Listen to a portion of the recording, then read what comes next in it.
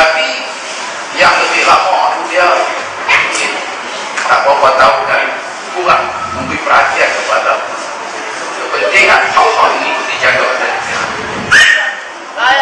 Yang kedua, kita nak pastikan adanya agihan kekayaan dan ekonomi kepada semua lapisan masyarakat secara adil. Yang sekarang ini rakyat terasa bahawa kumpulan tertentu atau sasaran tertentu saja yang mendapat. Yang ketiga, tuan-tuan, yang saya nampak yang perlu kita sebarkan ialah soal kedaulatan undang. Ini kita perlu tekankan supaya semua lapisan masyarakat mendapat keadilan di hadapan undang-undang dan pengadilan. Kita bimbang kalau sekiranya rakyat tidak dapat mengadu di institusi keadilan atau undang-undang, mereka akan pilih sistem yang lain. Apa yang berlaku di Mesir, apa yang berlaku di Afghanistan, apa yang berlaku di Libya sekarang ini adalah contoh-contoh. Apabila rakyat telah hilang keyakinan kepada institusi ini, mereka akan memilih jalan lain. Dan ini kita cuba elak di negara kita kerana tidak ada siapa yang menentukan. Sebab itu kita nak supaya sistem keadilan, sistem undang-undang yang ada di negara kita ini dijaga, supaya keyakinan rakyat kepada institusi undang-undang ini dan menjadi tempat pengadilan. Seterusnya, tuan-tuan, Pakatan Rakyat telah pun menunjukkan contoh-contoh yang baik dan rakyat dapat nilai. Dan rakyat tahu Pakatan Rakyat baru dimandiri mandat 3 tahun. Apalah boleh dibuat dalam tempoh 3 tahun dibanding 54 tahun oleh pemerintah yang lama. Kita dah lihat kebajikan rezeki yang diperintah oleh Pakatan Rakyat, Kelantan, Pulau Pinang, Kedah. Kita tengok misalnya soal khairan kematian di Kedah 500, Pulau Pinang saya difahamkan sikit. Ini mungkin orang kecil. Tuan-tuan bayang, kita di Kedah ini pendapatan di bawah 720 apabila keluarga mereka mati, ataupun pendapatannya 182 UAE. Mungkin ada keluarga yang dia dalam keluarga itu orang ada 1000 lebih, dia masih layak dapat. Kalau dibagi dengan kepala 182, dia masih boleh dapat ada kematian. Tak kira umur dia berapa, umur anak dia sampai nenek dia umur 100 tahun, kalau meninggal dia dapat. Dan dibilang alhamdulillah skim kafalah ini berjalan dengan baik, mendapat sambutan yang di luar dugaan. Saya sebagai rakyat tak larang saya ke berapa ni belum. Bulan ni saja saya bayar duit yang menunjuk orang kita bayar, kita bajet dekat ini lebih kurang mudah juga kita tahu. Seterusnya kita nak nyatakan, saya nak sebut sini sebab ada juga lagi-lagi orang kata kita nak tiru luar negeri. Kita tak tiru luar negeri. Kita berpolitik, kita memahami realiti politik di negara kita.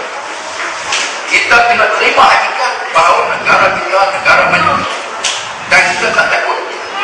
Pakatan Rakyat terutama PAS tidak takut dengan realiti maju di negara kita. Kita terima kenyataan. Kita berpolitik dalam keadaan kita sedar suasana realiti dalam masyarakat kita, dan kita menyatakan kita mendukung demokrasi. Tetapi pada masa yang sama kita memberi peringatan bahawa di antara pandangan kita ialah soal mereka yang mencorakkan demokrasi. Ini penting. Pencorak demokrasi ini penting. Kita daripada PAS bahawa kita menyokong sesiapa saja yang mendukung prinsip keadilan. Inna Allah ya'murukum an tu'addul amanati ila ahliha wa idza hakamtum bainan serentak. Allah Ta'ala memerintah menyuruh kita supaya memberi amanah dan tanggungjawab kepada orang yang berhak, orang yang layak mengikut tanggungjawab. Dan apabila kamu memerintah menghukum di kalangan manusia, hendaklah kamu memilih melaksanakan keadilan. Ini prinsip kita. Dan soal realiti ini masyarakat majmuk ni maklum saja, ada perkara yang kita tak fokus dia kita, tapi ini realiti. Nabi pun ada berhadapan dengan Yahudi Madinah. Yahudi ini daripada dulu sampai lah ni bukan pernah elok pun, tapi Al-Quran mengingatkan Nabi kita dan kita, wala yajma'nakum syana'al qawmi ala alla ta'dilu ya'dilu wa aqrab littaqwa. Janganlah perasaan tidak senang hati kamu terhadap sesuatu kaum menyebabkan kamu berlaku tidak adil. Hendaklah kamu berlaku adil, kerana adil adalah berpihak kepada Allah.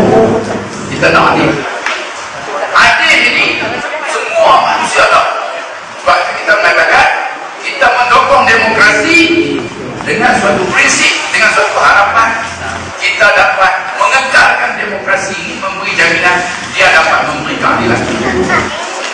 Sebab itu ada perkara demokrasi yang terseleweng, demokrasi yang menyebabkan rakyat kecewa, rakyat tidak mendapat keadilan, kita memberi teguran dan membetulkan demokrasi. Tak betul. Ada orang tuduh kita turun jalan raya buat bersih, kita tak mahu demokrasi. Dia tuan-tuan, hari ini saya bersyukur kita kata kita memahami, kita sudah buat laporan-laporan melalui pemuda PAS, melalui NGO, laporan-laporan dan desakan-desakan supaya kerajaan, supaya SPR dan seumpamanya institusi yang berkaitan dengan demokrasi, supaya memberi perhatian, supaya membetulkan ketimpangan, kekurangan, perkara yang menghilangkan keyakinan rakyat atau melanggar hak-hak rakyat. Kalau dengan laporan, dengan desakan, dengan memorandum ini, kerajaan tak boleh buat. Di antara yang buat ialah kuasa rakyat. Rakyat termakan demokrasi. Di antaranya hak mereka untuk voice out, untuk bersuara dan turun di jalan-jalan raya membuat masalah. Dan nampaknya di negara kita memorandum ini buang pisah. Tetapi bila turun di jalan raya, SPR memberi perhatian, dan SPR dah berjanji bahawa mereka akan mempertimbang cadangan-cadangan yang dibuat oleh bersih, oleh NGO, oleh badan-badan bukan kerajaan untuk membetulkan sistem demokrasi, terutama sistem pilihan raya yang adil di dalam kerajaan. Kita bukan nak menjatuh kerajaan, kita nak minta kerajaan membuat perubahan supaya sistem yang diofer kepada rakyat, yang ditawarkan kepada rakyat, sistem yang memberi keadilan, bukan kesamaan, keadilan. Kata pun kita tak boleh buat macam Turki.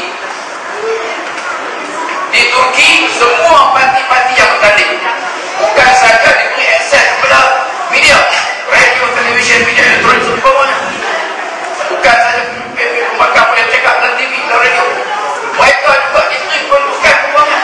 Parti-parti ini dibayar di Turki.